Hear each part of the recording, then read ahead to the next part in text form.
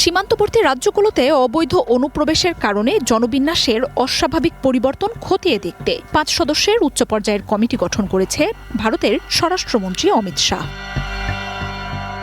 মঙ্গলবার কমিটি গঠনের পর অস্বাভাবিক জনবিন্যাস পরিবর্তনকে বড় চ্যালেঞ্জ বলে তুলে ধরেন তিনি। জানান, ধর্মীয় ও সামাজিক স্তরের পরিবর্তন নিয়ে কাজ করবেন তারা। ১ বছরের মধ্যে সংকট সমাধানে, অবৈধ অভিবাসীদের চিহ্নিত, আটক, ফেরত পাঠানো, সীমান্ত সুরক্ষা, জনসংখ্যা পর্যবেক্ষণ ও এসব নিয়ে রাজ্য সরকারের সাথে কেন্দ্রীয় সরকারের সমন্বয়ের রূপরেখা দেবে এই কমিটি।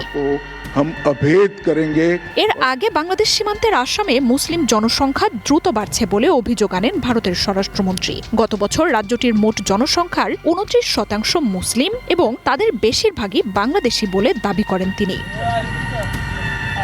গত বছর স্বাধীনতা দিবসের ভাষণে প্রধানমন্ত্রী নরেন্দ্র মোদী অভিযোগ করেন, পরিকল্পিতভাবে ভারতের জনবিন্যাস পরিবর্তন করা হচ্ছে, আর তা জাতীয় নিরাপত্তার জন্য হুমকি বলে সতর্ক করেন তিনি।